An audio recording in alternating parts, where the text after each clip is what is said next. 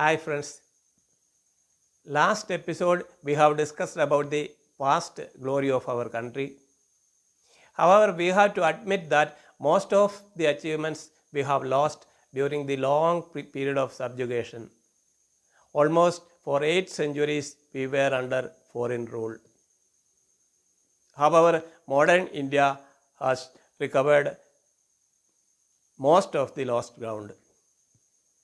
For example, we are the largest producer of milk in the world.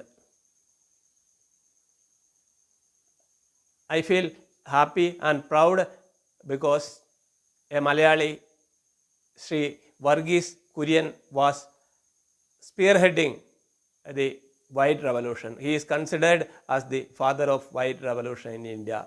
Of course, he had achieved this in Gujarat, rather from Gujarat, where he was organizing the farmers on cooperative lines and established the biggest dairy, Amul, Anand Milk Union Limited. Regarding the food position, we were terribly short of food production in 1947. It was after the famine, and the country was struggling to feed the approximately 36 crores population we had at that time. From the position where we were depending on foreign countries for feeding 36 crores, now we have achieved sufficient food production for 136 crores. Imagine the growth we have achieved over this period. You take rice, you take wheat or pulses. We are there in either number 1 or number 2 position in the world. The farmers of Punjab and Haryana had achieved the highest productivity per hectare in respect of wheat. The Green Revolution, so we called, was also the contribution of a Malayali, Sri Swaminathan, who is considered father of Green Revolution in India. When the COVID lockout was announced, people were telling, at least some pessimists were telling, more people will die of hunger than corona. Friends, that didn't happen. We had enough quantity of food grains in our stock for 1.5 years. And the country had provided food grains to 80 crores people, and that is going to continue till November. Therefore, the prophecy of larger calamity due to hunger didn't happen in our country. We are now thoroughly self-reliant as far as food security is concerned. Coming to education, we have many academic institutions of world standard. We are known to provide a brain to the Western universities and research institutions. And even in NASA, it is said that almost 30% of the scientists are from India. Nothing to be surprised. We have our health facilities, which are at par with the world standards. Many foreign countries depend on Indian hospitals for advanced medical care. The world medical tourism is coined for people coming here, undergoing treatment, and also spending some time going around. So we have made fast strides in these two areas. Coming to information technology, we hold a place of pride in the world. Our multinational companies, be it Infosys, be it Wipro, be it Tata Consultancy, and many such institutions, organizations serve the world. At the time of opening up, there was a fear that as a third world country, a developing country, we may be at a disadvantage. But in fact, what happened is the job from West have got shifted to our country. Of course, due to the cost factor, and our people stand benefited. The world IT majors, Google and Microsoft, are having Indian heads.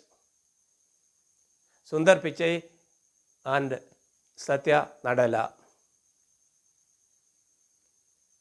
I need not talk too much about IT sector. Come to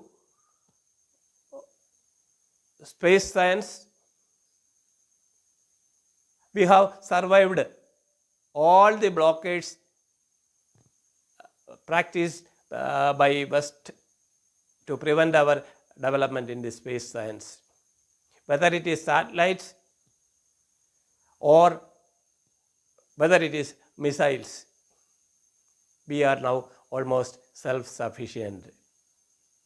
I remember there was a cartoon in New York Times making fun of India when we have started the Mangalyaan in 2013. They picturized it as an Indian farmer going with a cow to the elite club of space countries. We have simply reacted to it by putting 114 satellites in one go in the orbit. Not to be forgotten is even American satellites were also there in this 114. What a fitting reply to the Western ego. Coming to industries, we are now well established for anything and everything. From mobile to automobile, we are fast becoming a production hub for various international companies, multinationals. Coming to electricity, we are now self-sufficient. What is more important is the shift from conventional to non-conventional clean energy which India has achieved. I have to mention Cochin International Airports Limited, which is entirely depending on solar energy for its power needs. Another wonderful achievement we had was building solar panels above Narmada canals in Gujarat. The water canal cannot be put to any other use. By constructing solar panel roofing for that canal, the space is made use of, electricity is generated, and as the solar panels absorb the heat, the water evaporation loss is also reduced. One shot, three birds.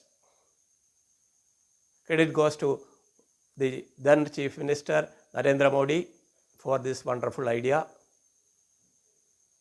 No surprise that the man has grown up to the position of Prime Minister of the country. Friends, it is not that the progress is limited to the higher echelons of the society. Government is having several schemes to ensure that the progress development is taken to the last Indian, those underprivileged and those who are in the rural India. To name a few schemes, Mahatma Gandhi Rural Employment Generation Program, Jan Dhan Yojana allowing zero balance bank accounts, Ujjwala scheme providing for cooking gas for the BPL families, Prime Minister's Anna Suraksha Yojana providing food security, Swachha Bharat project providing for building toilets, Prime Minister's Awas Yojana financial assistance for construction of house, then Gram Sadak Yojana providing for construction of all seasons road linking to all villages, rural electrification project ensuring that electricity is taken to the villages. All these schemes show the social commitment of the government. Linking of ration cards and all other benefits and subsidies to bank accounts and Aadhaar ensured the leakages are obviated, leakages are plugged. Some of you may remember that once Rajiv Gandhi as the Prime Minister lamented, out of 1 rupee government expenditure, only 14 paise reaches the real beneficiary. The political willpower as well as the facilities offered by the information technology, we are able to obviate most of the leakages in the social security system, public spending. So be informed that we are progressing in the right direction, and note that we are sitting on the past laurels. Be a proud Indian, hold your head high.